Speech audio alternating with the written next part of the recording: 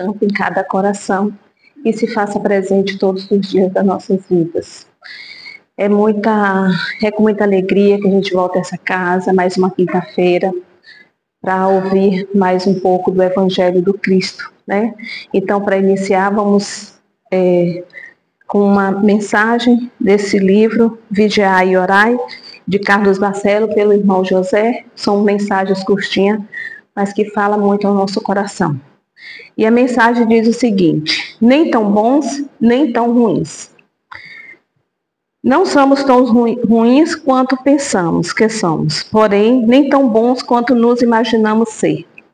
Não somos menos nem mais. Somos o que simplesmente somos, iguais a tantas outras pessoas que lutam para seres melhores do que são. Não nos deprimamos com a crítica e nem nos envaidecemos com o elogio. Não nos envaidecemos pelo que os outros não nos deixam de ser. Tomemos unicamente a Jesus por exemplo do que precisamos vir a ser um dia. Em quase todas as certas virtudes, compensa os vícios que ainda possuem. Lutemos para que a nossa parte positiva supere a negativa que ainda predomina. No exercício constante do bem é que nos fortalecemos.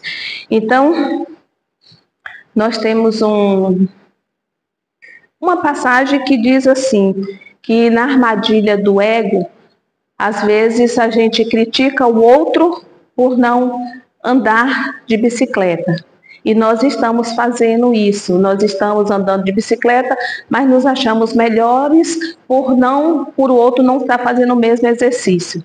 Então, é que está aí a armadilha, que a gente possa sempre refletir para que o que você está fazendo, aquilo é bom para você, mas que você pense um pouco e não criticar o outro que ainda não está naquele momento, né? Então, a mensagem vem nos alertar um pouco sobre isso. Estamos aqui para o nosso crescimento. Cabe ao outro o crescimento dele, cada um no seu momento, né? Então, pensando assim, na mensagem de hoje, e que estamos aqui para aprender a amar, para colocar em ação esse sentimento, é que vamos agradecer o Mestre Jesus pela sua presença constante em nossas vidas e dizer a Ele que estamos firmes na promessa que nos fez há 2000 anos atrás, que onde eu estivesse 2 ou mais pessoas reunidas em Teu nome, ali Ele estaria. E é por isso que estamos aqui para estudar, aprender e aprender o Teu Evangelho, colocar em prática os Teus ensinamentos. Que tudo aquilo, Senhor, que sair da minha boca não possa ferir o nosso irmão. Que eu possa estar sempre vigilante nas minhas ações, nos meus atos, que eu possa estar firme no meu caminhar. E é assim que o Senhor ensinou para cada um de nós. Que assim seja. Graças a Deus e graças a Jesus. Hoje nós temos o prazer de estar aqui com o Gabriel. Ele vai nos falar sobre família, progresso e amor. Seja bem-vindo. Ai, que bom que você veio. Seja bem-vindo, meu amigo. Fique à vontade, viu?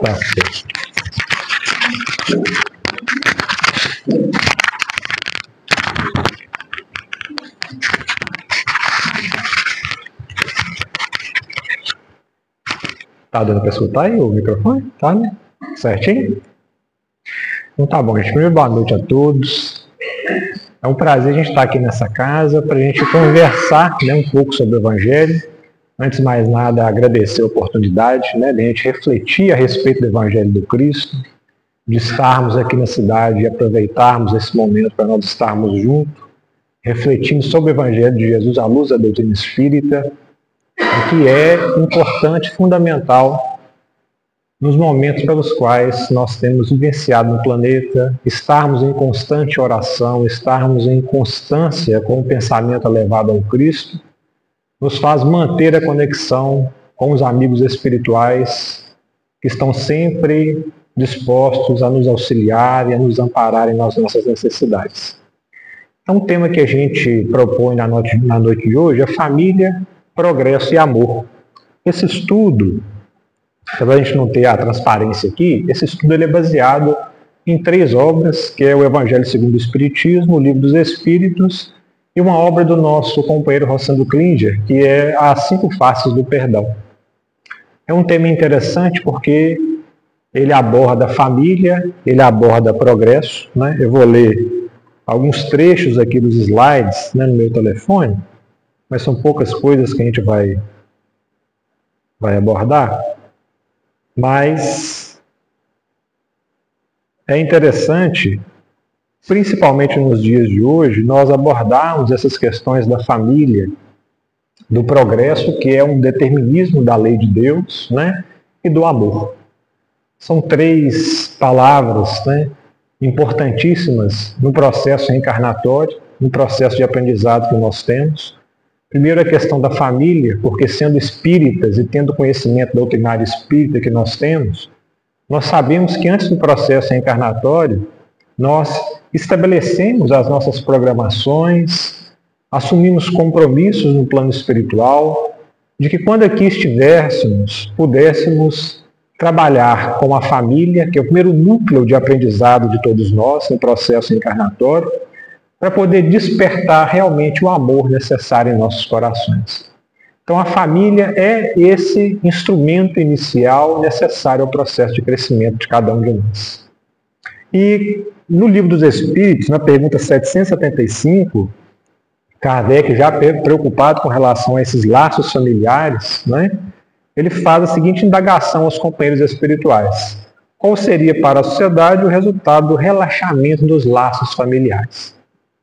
E aí os espíritos respondem com uma frase curta, mas muito profunda: uma recrudescência ao egoísmo, né? E é o que nós muitas vezes temos observado no nosso dia a dia, observado, né, na nossa sociedade, porque esses laços familiares do processo de convivência necessária a todos nós, ele não tem acontecido como deveria acontecer. Nós temos observado nas famílias determinadas privações, e toda privação que nós sofremos, ela pode desencadear algum tipo de vício, alguma dificuldade no nosso crescimento espiritual. E o que nós temos observado nos lares, nas famílias, são as privações, na sua grande maioria, de convivência com aqueles que deveriam ter a responsabilidade de educar, de assistir, de amparar aqueles espíritos que chegam nos lares no processo de crescimento espiritual. E a privação a qual nós nos referimos é a privação de convivência, de amor, de fraternidade, né? Porque nós temos observado que as pessoas entram nos lares, cada um vai para um quarto, vai para um celular, para um computador, para uma televisão, e as pessoas estão perdendo a oportunidade de estabelecer relações profundas. E o que a gente tem visto são relações superficiais de convivência, e não as relações profundas através do diálogo, da fraternidade, do amparo e da convivência uns com os outros. E isso tem levado muitos adolescentes, muitos jovens, né, muitos indivíduos aos processos depressivos, às vezes ao processo de suicídio, lamentavelmente, né, o que a gente tem observado, essa recrudescência ao egoísmo, que é o que os espíritos nos alertavam há tanto tempo. Então é preciso que a gente compreenda que nesse estabelecimento das relações familiares, porque o Evangelho segundo o Espiritismo, Kardec colocou isso para nós, a necessidade de estabelecer a convivência fraternal para nós apararmos as arestas necessárias no processo de convivência fraterna. E quando nós somos privados dessas relações necessárias ao crescimento espiritual, nós, obviamente, sofremos consequências psicológicas, psiquiátricas, muitas vezes, que nos levam a dificuldade no processo reencarnatório. Muitos de nós, preocupados com relação à questão material, única e exclusivamente, dedicamos muito tempo à aquisição de bens materiais e esquecemos a construção do ser espiritual, que são destinados aos nossos lares, para que nós os eduquemos, né, os amparemos no processo reencarnatório. Então sabemos, de acordo com o que o Espiritismo nos fala, que a doutrina espírita é essa célula, a família é essa célula inicial para o processo de crescimento de cada um de nós. E quando bem envolvido, a criança quando bem envolvida, quando bem amparada, quando bem instruída, quando bem educada, às vezes apresenta tendências a determinadas questões, determinados vícios, e quando ela é bem amparada, envolvida e educada, ela consegue né, na sua grande maioria, superar essas dificuldades, avançar no roteiro, apesar de muitas vezes dos conflitos que traz de outras encarnações, avançar no processo de aprendizado de forma saudável. Mas infelizmente não é o que nós temos observado, né? Esse afrouxamento desses laços de convivência tem levado muitas vezes a essas situações difíceis que nós temos enfrentado na sociedade de hoje. Mas a marcha do progresso, ela é inexorável, ela vai acontecer independente da nossa vontade, né? Tanto é que Kardec faz esse questionamento aos amigos espirituais, né? No item 781. Tem o homem o poder de paralisar a marcha do progresso? Os espíritos respondem: sendo o progresso uma condição da natureza humana, não está no poder do homem opor-se-lhe.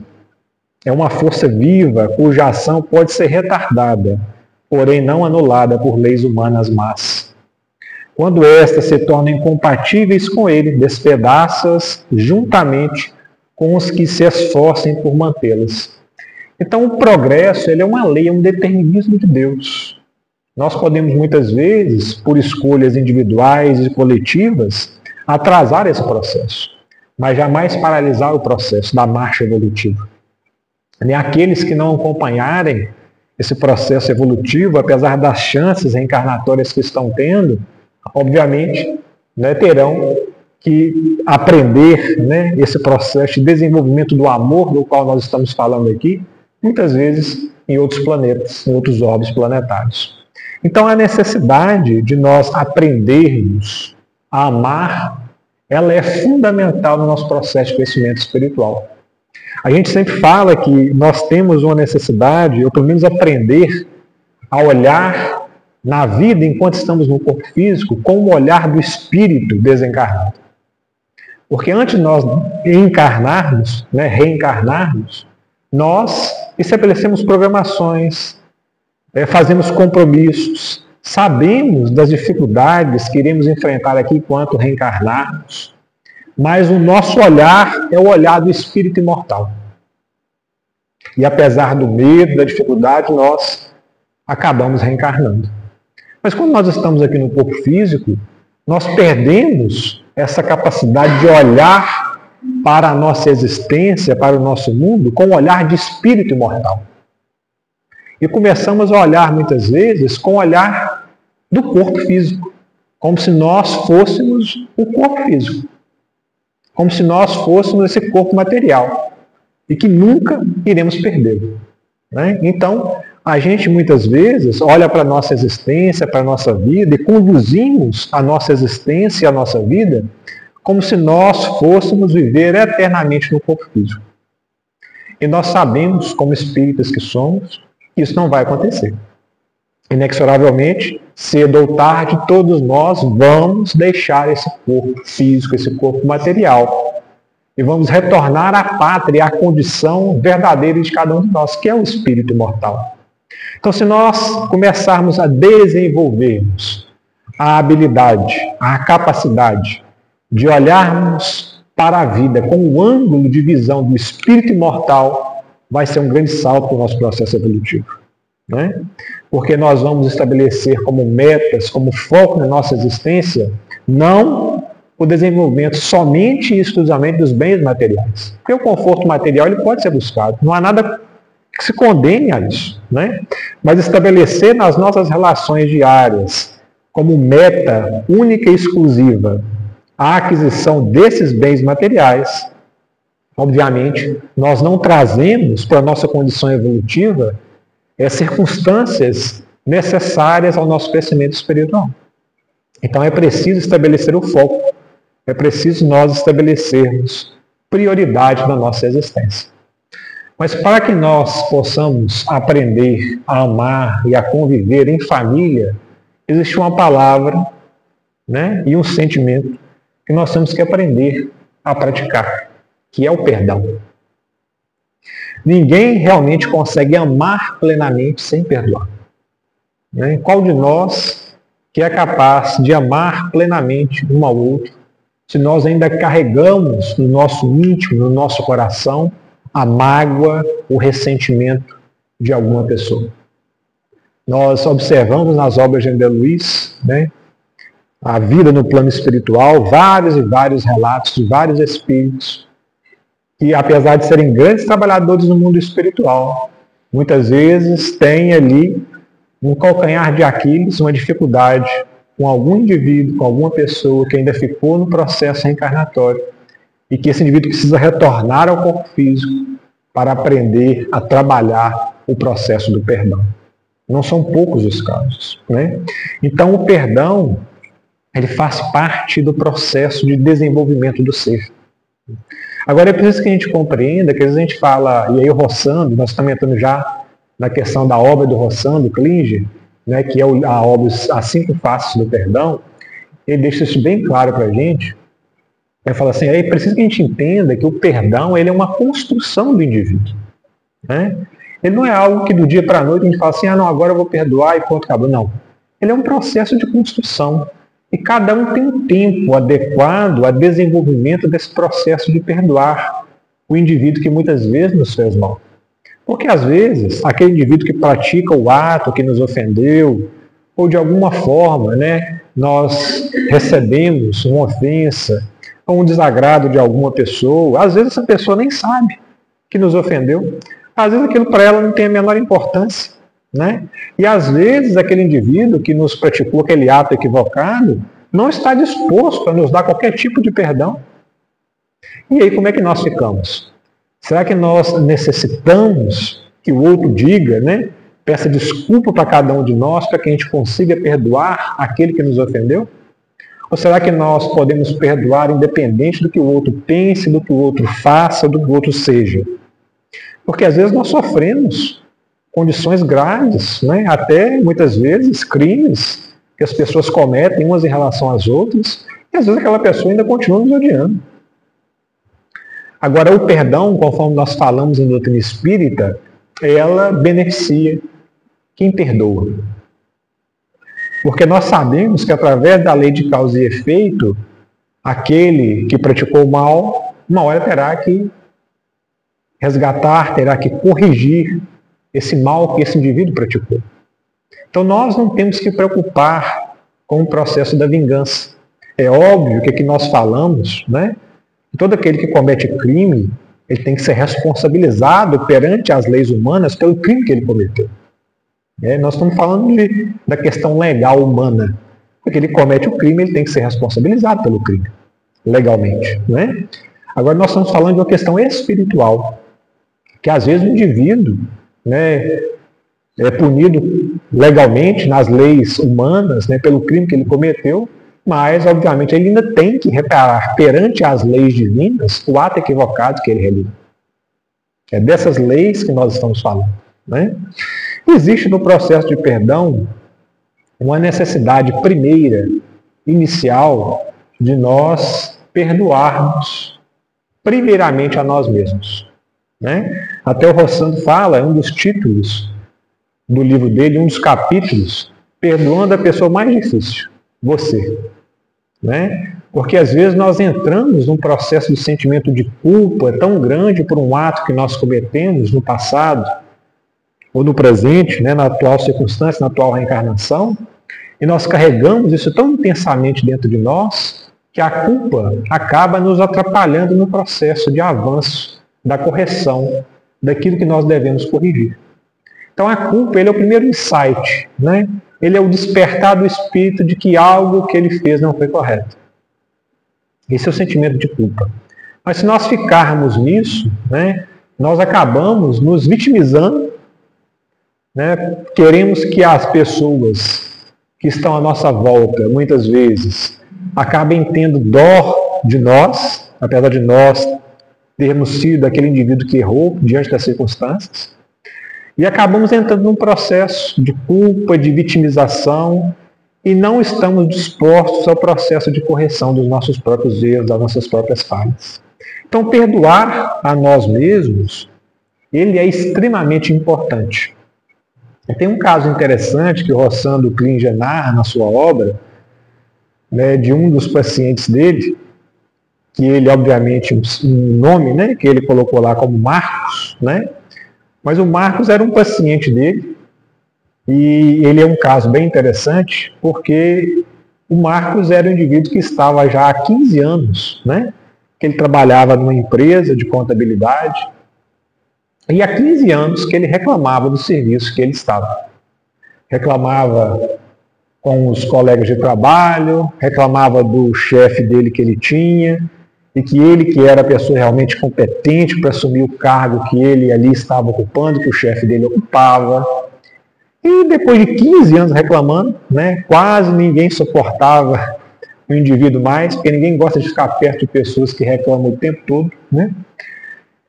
Um dos amigos deles, poucos amigos que ele tinha na empresa, né, o Flávio, resolve falar para ele, fala assim, olha, Marcos, tem 15 anos, amigo, que você trabalha aqui nessa empresa, e apesar de você reclamar do seu salário, você reclama do seu serviço, fala que você tem competência para poder assumir o lugar do nosso chefe, 15 anos, você não toma nenhuma atitude na sua existência para que você possa mudar o que você tanto reclama, ou que você possa conquistar aquilo que você deseja. Porque o grande sonho dele, na faculdade, quando ele estava cursando economia, é que quando ele formasse, graduasse, ele iria estudar, passar num concurso público, ia ganhar um alto salário, né? Ia ser, segundo na cabeça dele, uma pessoa respeitada perante a sociedade. E aí o que acontece durante esse processo?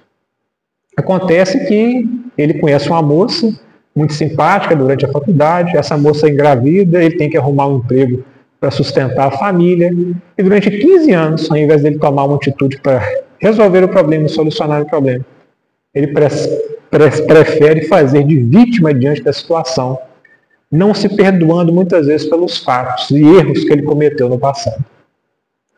E aí, apesar desse amigo dele falar para ele isso, ele fica extremamente chateado, porque durante os 15 anos, o amigo dele simplesmente balançava a cabeça, né?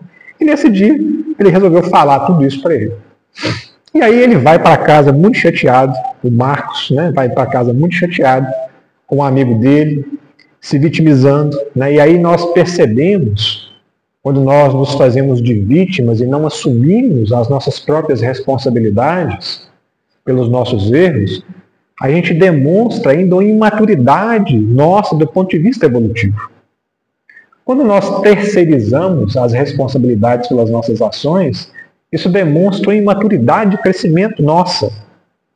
Porque quando nós somos pessoas maduras e já assumimos os nossos próprios erros, a gente compreende, fala assim, não, eu realmente errei nisso, poderia ter feito melhor e vou tentar corrigir a minha falha. Agora, quando nós terceirizamos a responsabilidade, demonstra não só uma falta de maturidade do espírito, mas também uma irresponsabilidade perante as próprias ações, né? A culpa é sempre do outro, nunca é minha. É sempre o outro que erra, nunca sou eu quem erro. E aí o Marcos, né, vai para casa, dirigindo no trânsito, remoendo tudo aquilo que o amigo dele havia dito, pensando no que o amigo dele havia dito, e aí ele tem um insight, né, e descobre quem que era o culpado por ele estar na condição onde ele estava, né? Aí ele vai pensando e lembra assim, o culpado, né, de estar na condição onde eu estou, nesse emprego miserável, recebendo por esse salário miserável, com um chefe difícil, a responsabilidade é da minha esposa. É porque foi ela quem engravidou, coitada da mulher, né? Coitada da esposa. Foi ela que engravidou e ela que é responsável por isso. Coitada, como se a esposa tivesse feito o filho sozinho também, né? Então, na realidade, isso é imaturidade do indivíduo. Ao invés dele assumir a responsabilidade pelos erros, ele terceiriza a responsabilidade, terceiriza a culpa. E não é capaz, né, de perdoar a si mesmo, perdoar a si próprio. E aí ele vai refletindo, né, por essa questão, chega em casa, pé da vida, briga com a esposa, briga com os filhos, e aí a esposa, com muito custo, consegue levar ele no psicólogo, no psiquiatra, e ali ele estabelece uma conexão, um processo de trabalho, e descoberta realmente quem que era o responsável por ele estar aonde ele estava, que era, obviamente, ele mesmo. E aí o Rossando ainda cita alguns trechos na obra dele, né? Fala assim, hoje, né, confundimos nossos desejos com nossas necessidades. Nem tudo que queremos é o que precisamos. Não? Então é o que nós falamos no início. Nós, às vezes, estabelecemos tantas necessidades para nós, materiais inclusive, E nem sempre é o que nós precisamos para o nosso processo evolutivo, né? Acordar significa, entre outras coisas, ser realista, ter os pés no chão, uma vez que só podemos ser algo mais do que somos se primeiro aceitarmos quem somos. Então é necessário que nós possamos olhar para dentro de nós, observar os nossos erros, observar as nossas falhas, compreender quem nós somos, observar que nós ainda trazemos muitas mazelas, muitos vícios, todos nós, sem exceção. Porque não existe ninguém perfeito no processo reencarnatório, no mundo de provas e expiações. A não ser que você seja um espírito missionário, né? Que não é o nosso caso, né? Então, na realidade, nós temos que compreender que nós somos espíritos em processo de crescimento. E conforme a nossa companheira leu a lição aqui, não nos cabe, em hipótese alguma, julgar o próximo, né? Nem condenar o próximo, por mais mal que ele haja feito. Nos cabe, quando nos tivermos a oportunidade, estender a mão, oferecermos o Evangelho, né? Principalmente o conhecimento doutrinário espírita, quando houver oportunidade.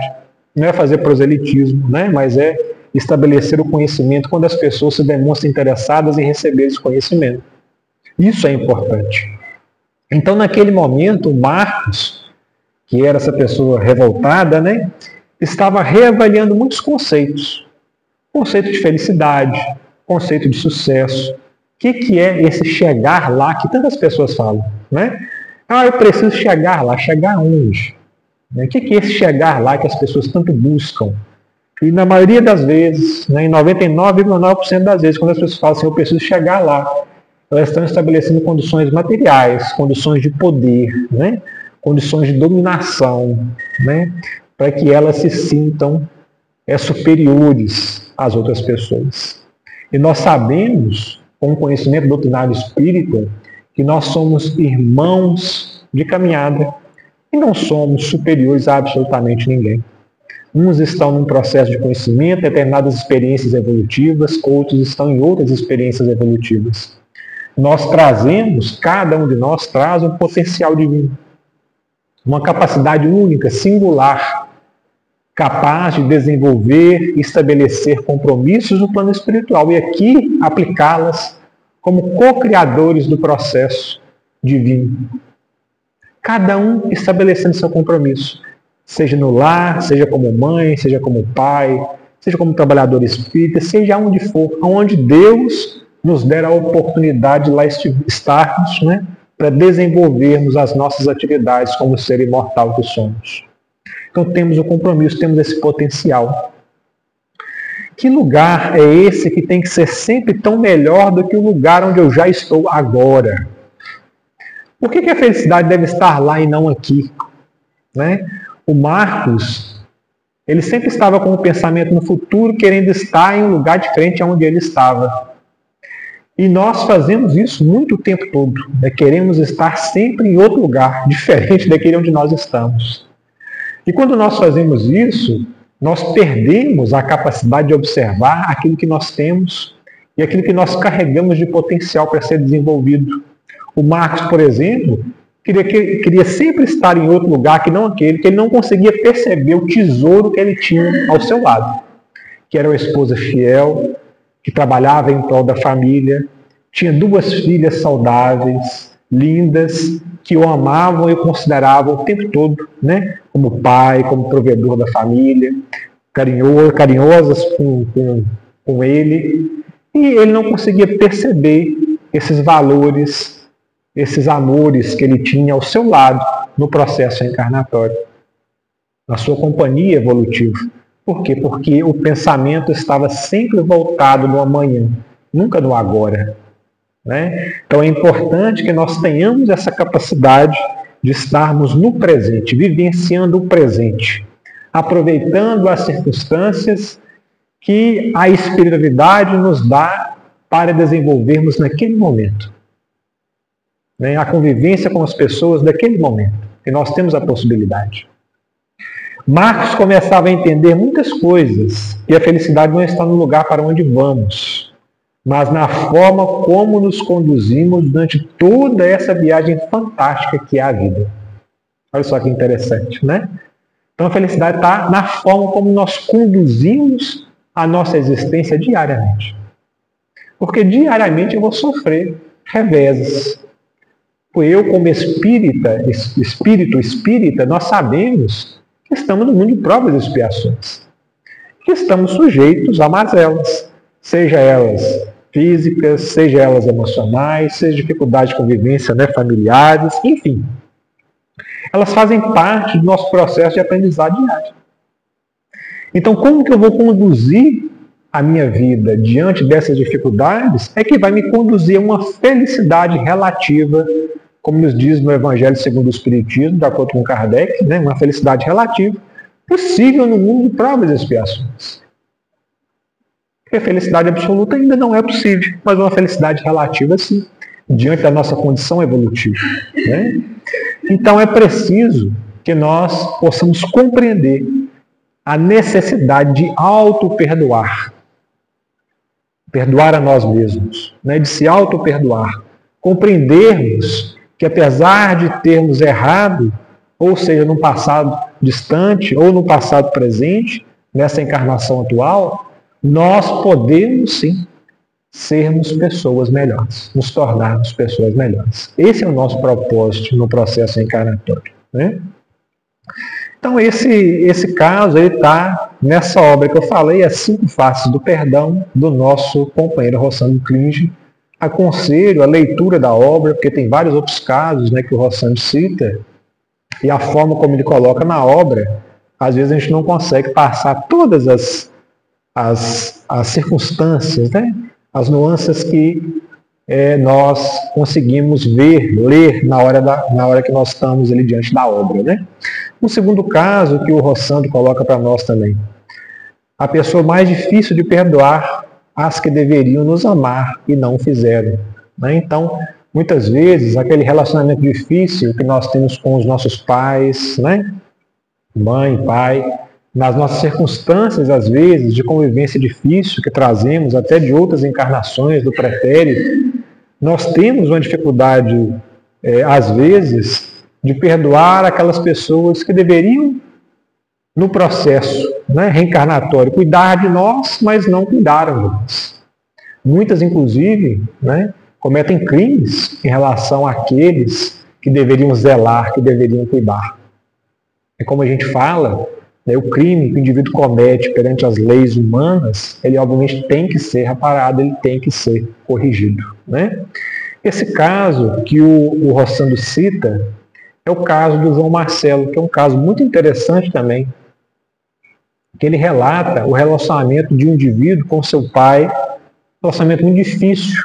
Né? O João Marcelo era um médico, um neurocirurgião, né, formado no estado do Rio de Janeiro, e muito famoso, né? Era um dos médicos mais requisitados do Rio de Janeiro, em termos de cirurgia.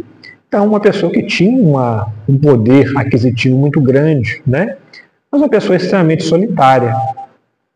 E depois dele ter comprado, né, uma das coberturas mais caras do Rio de Janeiro, de frente para a praia, numa das reuniões de condomínio, apesar dele ter conquistado tudo aquilo que o pai dizia para ele que ele não seria capaz de conquistar, ele não se sentia feliz. Ele se sentia deprimido, solitário, se sentia o pior indivíduo da face da Terra. Né? Então ele tinha um relacionamento tão conturbado com o pai, que ele era o penúltimo filho, né, de uma família de quase 10 filhos que os pais haviam tido, e ele tinha uma grande dificuldade de convivência com o irmão caçula. E essa dificuldade de convivência com o irmão caçula, ele era o penúltimo filho, ela era estabelecida principalmente pelo próprio pai. Porque tudo que o pai tinha a oportunidade, né, de fazer com que ele se sentisse, né, a pior pessoa do mundo, o pai fazia. As circunstâncias, as reuniões familiares, o pai sempre o criticava na frente de todas as pessoas, falava que ele não ia dar em nada. Enfim, todas as características que um pai não deveria fazer no processo de educação do filho, ele fazia com relação ao João Marcelo e também fazia de forma contrária com o filho mais caçula, não botando limites em nenhum para esse filho caçula. O resultado disso é que o João Marcelo, na primeira oportunidade que ele teve, como adolescente ainda, ele pede à mãe e os pais poder estudar na casa de uma tia no Rio de Janeiro, né? Presta vestibular para uma das universidades públicas do Rio de Janeiro, forma numa das universidades públicas, e o pai sempre quis que o filho caçula, que era o querido do coração dele, é que se tornasse médico. Sempre dizia que o João Marcelo jamais daria alguma coisa, mas que o caçula, sim, o caçula um dia se tornaria um médico da família, né? E aí o João Marcelo acaba se tornando um grande médico, renomado, pede o contato com o irmão mais novo, né? Porque eles não se relacionavam em função dessas circunstâncias outras, né? O Rossano conta com mais detalhe na sua obra, no seu livro.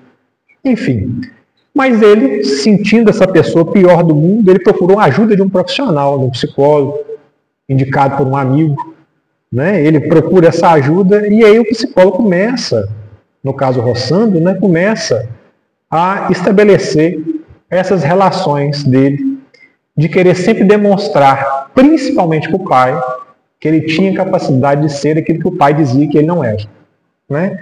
O pai sempre dizia que ele não tinha capacidade para ser nada. E ele se torna médico, que era o desejo do pai em relação ao filho mais novo, o caçula. Então ele queria sempre, através dessa condição de desejo, provar para o pai que ele não era aquele João ninguém que o pai dele dizia que ele ia ser. E ele não conseguia compreender que era possível perdoar, né, sem muitas vezes, né, resolver o problema. E aí o Rossano diz para nós, perdoar nem sempre é solucionar. Entretanto, muitas vezes ele fala, né, é resolver. Por que ele fala que não é solucionar? Porque para eu solucionar o problema, eu preciso que o outro também entenda que ele cometeu erros. E o pai do João Marcelo não entendia, ainda não compreendia que ele havia cometido erros. Ele achava que havia educado todos os filhos da mesma forma, né? Então, para solucionar, eu preciso da colaboração do outro, que ele mude, entenda-me, aceite a minha versão dos fatos. Para resolver, depende só de mim. É uma questão de foro íntimo. Eu não tento mudar a situação, mas sim a maneira como me posiciono diante dela, alterando assim a forma como ela me afeta, né? Então, muitas vezes, até o Rossano fala isso, não sei se no livro mesmo ele fala, que a gente espera uma cena de Hollywood, né? As pessoas sentadas na beira da praia aqui, se abraçando, pedindo desculpas uma para as outras, e nunca mais elas vão magoar umas às outras. E na realidade, muitas vezes isso não acontece. Às vezes a pessoa que nos magoou nem se encontra nessa existência. Já desencarnou há muito tempo, né? E nós carregamos aquela mágoa, aquele ressentimento ainda no nosso coração, prejudicando somente a nós mesmos. Então ele fala que a necessidade do perdão, ela é de extrema importância, principalmente para aquele que está perdoando. Porque quando nós perdoamos, nós nos libertamos da carga de ódio, de rancor, de ressentimento que nós carregamos muitas vezes durante décadas, durante anos, durante uma encarnação às vezes inteira. E é uma decisão que não preciso que o outro se torne quem nós queríamos que ele se tornasse. O desejo maior do João Marcelo, que era o médico, era o quê? Que o pai dele reconhecesse os erros que ele havia cometido, né? Mas o pai não tinha a menor condição. Primeiro por causa da idade avançada, que ele já se encontrava, e porque ele não compreendia o mal que ele havia feito. Então o João Marcelo decide, através do trabalho como psicólogo durante muito tempo, tomar uma decisão, né? Conversar com o pai, lidar com aquela situação melhor, à medida que ele foi trabalhando esse processo de convivência com o próprio pai. Ligou para o irmão caçula. O irmão caçula estava numa necessidade material extremamente difícil, né? E aí ele resolve trazer o irmão caçula que estava no exterior para o Brasil novamente. Paga uma faculdade de medicina para o irmão particular, né? E aí o irmão mais novo forma-se médico, que era o grande desejo do pai. E numa reunião de família, quando estavam todos ali reunidos, João Marcelo, o irmão mais novo, o pai diz assim, quando o irmão mais novo tinha acabado de formar, E o João Marcelo já era médico há muitos anos, né? Muitas décadas. E, inclusive, era o João Marcelo quem sustentava o próprio pai financeiramente. E numa reunião de família, o pai diz assim: finalmente, quando o irmão mais novo, né, formou, finalmente eu terei um médico na família. Então, na realidade, observe, ele simplesmente riu da situação porque ele já havia compreendido que o pai não entendia ou não queria entender o mal que havia feito a ele. Mas que ele, sendo uma pessoa capaz, né, inteligente, né, já tinha compreendido que ele era capaz de ser tudo aquilo que ele desejava ser. E que ele não tinha necessidade de demonstrar para o pai, né, que ele era capaz de fazer alguma coisa. Porque ele passou a acreditar na sua própria capacidade construtiva, na sua própria capacidade de decisão, né, no seu foro íntimo, por uma decisão de construção com o tempo de perdoar o próprio pai, de perdoar as mazelas que ele havia feito naquele processo encarnatório. Né? Nós não sabemos da relação desses espíritos, né, nas encarnações pretéritas, mas não é preciso saber. A gente basta olhar para essa encarnação atual. Por isso que existe o véu da reencarnação, o véu do esquecimento, perdão, nos nossos processos encarnatórios, para que nós tenhamos condição de estabelecer um mínimo de convivência aqui no processo de reencarnação terrena. Porque se nós lembrássemos, né, de todos os erros do passado que cometemos, ou que aqueles cometeram em relação a nós, nós teríamos uma dificuldade ainda muito maior no processo de convivência familiar. Então, o véu do esquecimento, conforme nos diz Kardec no Evangelho segundo o Espiritismo, ele é necessário e é fundamental para o nosso crescimento psicológico, enquanto encarnados, enquanto reencarnados aqui no planeta terrestre. Porque se nós lembrássemos das circunstâncias que vivenciamos nos processos reencarnatórios passados, nós não teríamos condições mentais, psicológicas de construir esse homem do futuro tão importante, né, que é o perdão e o amor nas nossas relações familiares. Seria impossível, diante da nossa condição evolutiva. Né? Então, o esquecimento ele é necessário. Então, o João Marcelo, que era o médico, ele aprendeu que perdoar não é esperar um pedido de perdão, simplesmente porque algumas pessoas, como seu pai, nunca vão reconhecer ou sequer ter consciência de que erraram. E é por isso jamais vão pedir perdão. Algumas pessoas continuarão egoístas, ignorantes, mas nós podemos decidir não estar presos à visão de mundo delas. Né? Qual era a visão de mundo do pai em relação ao João Marcelo? É que ele não era um indivíduo capaz de realizar nada. E na cabeça dele, ele não tinha realizado nada. Apesar de todo o esforço dele de construção, de ganho de capital, de se tornar um médico famoso, reconhecido, muito rico, o pai dele, para o pai, ele não havia feito nada. Então, na realidade, nós temos que estar satisfeitos conosco mesmo, com a nossa capacidade, reconhecendo o espírito imortal que nós somos, sem nos compararmos com o outro. Né? A comparação, ela é uma coisa que nos traz muita dor e muito sofrimento. Porque nós paramos de olhar para os nossos potenciais que nós carregamos e queremos desenvolver potenciais conforme invejamos no outro, em terceiros, esquecendo aquilo que nós viemos trabalhar nessa encarnação. Hoje, segundo João Marcelo, não vejo minhas sombras de forma maniqueísta como bom e ruim, bem e mal, como erros a serem extirpados ou contidos, né, como uma represa que sempre rompe.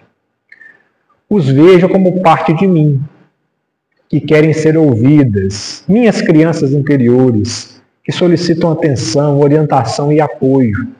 Por isso, hoje eu vivo mais tempo buscando realizar em mim do que me punindo, acolhendo-me mais e me criticando menos. Né? Então é aquela questão de muitas vezes nós acharmos que nós devemos ser perfeitos. Isso é orgulho. É ainda um orgulho que nós carregamos muito intenso dentro de nós. E nós nos cobramos perfeição quando nós não somos perfeitos. São muitas pessoas que às vezes chegam a casa, conhecem a doutrina espírita, né? E às vezes a gente vê algumas pessoas falarem isso mesmo. Ah, Gabriel, eu estudo a doutrina espírita há muito tempo, mas eu não consigo praticar nada do que está ali, eu tenho muita dificuldade. Então, assim, bem-vindo ao grupo, né? Bem-vindo ao grupo, porque todos nós temos dificuldade. Kardec não nos cobra perfeição para sermos espíritas. Ele nos cobra esforço e vontade no processo de modificação. Não nos cobra perfeição. Se nós fôssemos olhar a perfeição, ninguém estaria trabalhando dentro da casa espírita, estaria fazendo estudo, estaria participando de uma reunião mediúnica, né? Porque nós não somos perfeitos.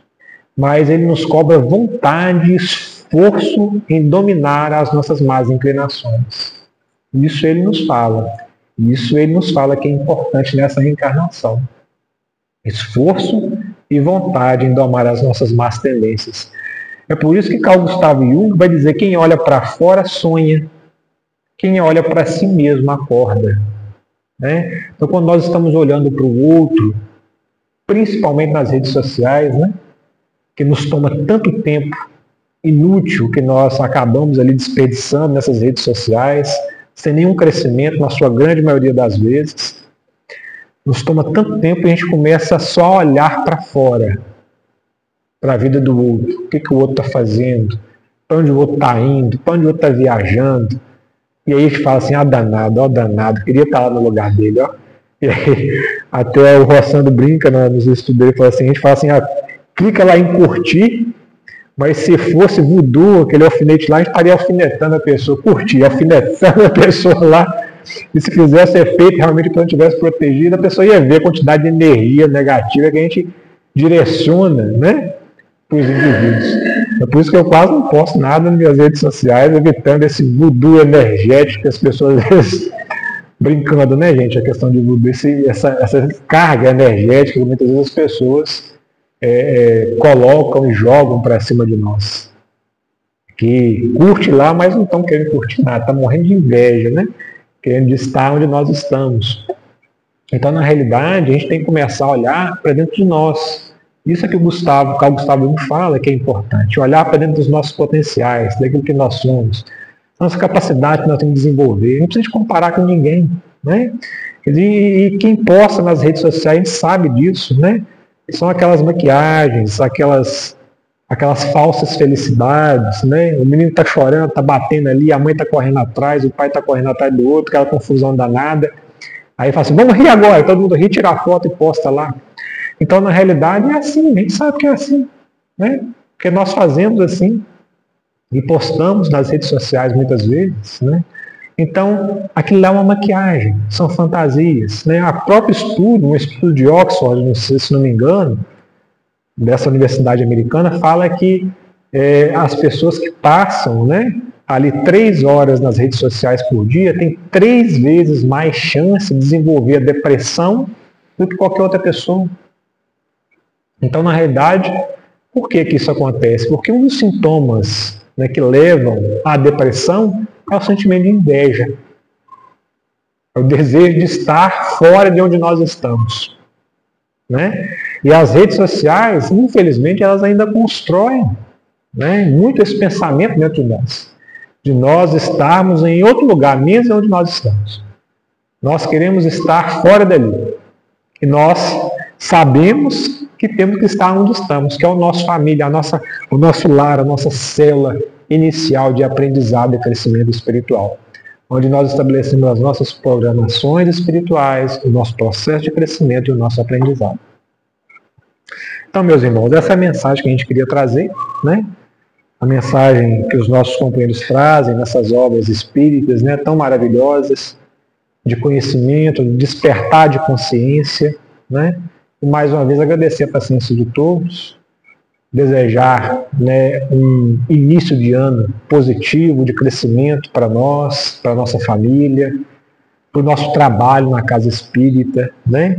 A necessidade de nós estarmos constantemente em oração para mantermos a conexão com os amigos espirituais que estão dispostos a nos auxiliar, né?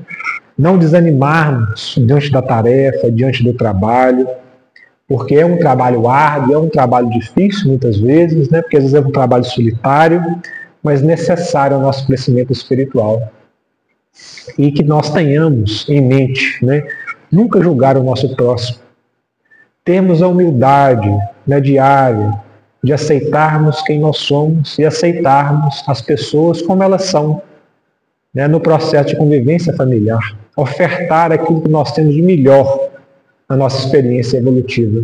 E como dizia Jesus, né, a Bartolomeu, no livro Boa Nova, no capítulo Bom Ânimo, ele fala, numa das passagens, né, de Jesus, com esse apóstolo do cristianismo, que foi Bartolomeu também, ele, num retorno, né, de visita a uma das suas casas, ali Bartolomeu estava muito triste, porque ele havia ido visitar os seus pais, os seus irmãos, e todos passaram a criticá-lo porque ele seguia Jesus.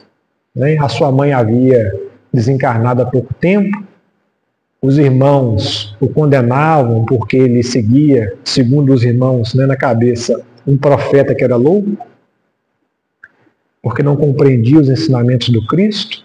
O pai o chama de vagabundo e ele volta muito triste para casa. E Jesus, percebendo aquela tristeza, pergunta, né, para Bartolomeu o que estava acontecendo.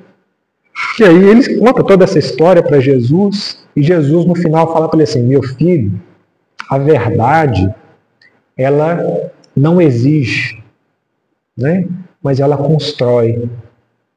E cada um tem um tempo para construir.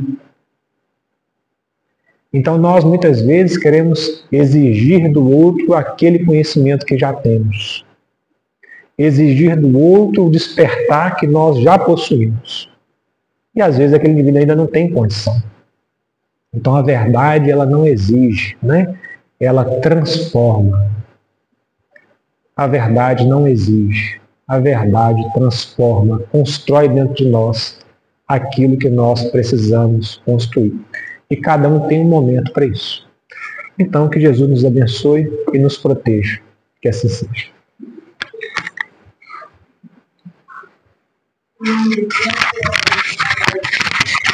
Instagram.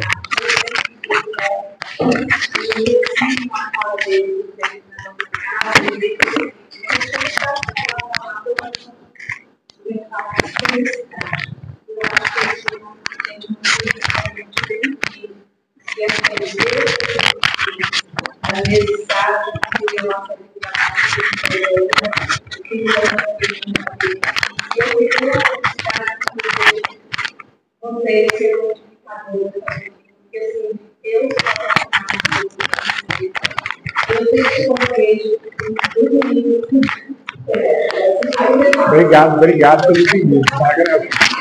Eles vão ligar, tá? Muito obrigado pelo pedido. Parece que é o meu filho que tá, porque assim, eu fico assim, sabe? Eu acho que é muito gostoso. Eu acho que a gente fica muito feliz quando vê um filho da gente falando para né? A sensação de ver um filho. Eu acho que são filhos, eu fico assim, muito feliz mesmo. Eu quero que você faça esse vídeo mas você e a gente encerra já fazendo um convite para a semana que vem, na quinta-feira, está aqui para ouvir aqui. Tá bom?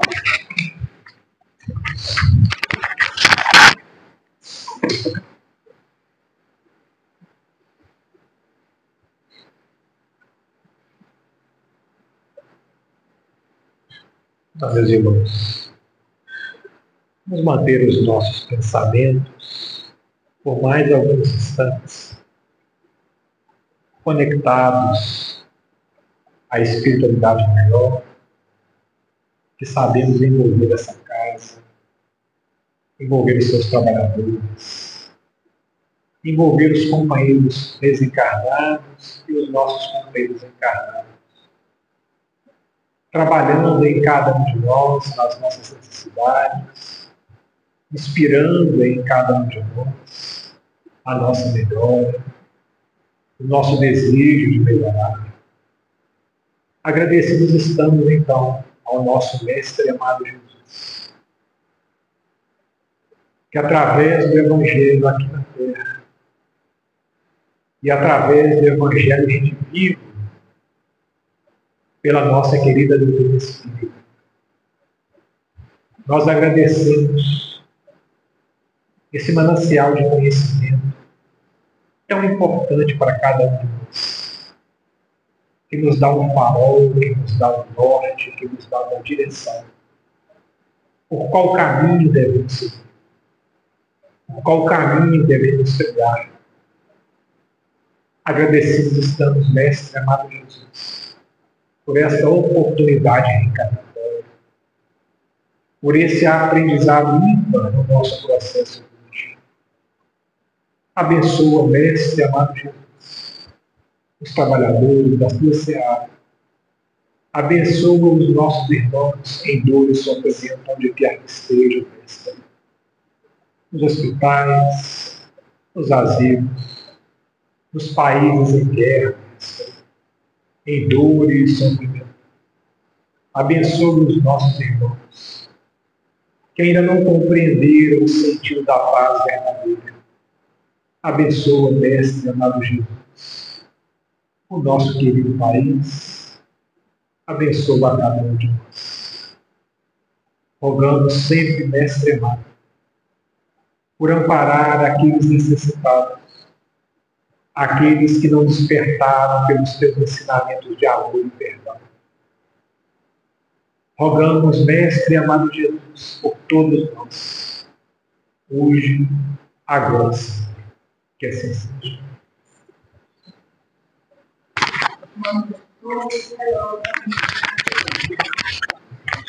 Thank you.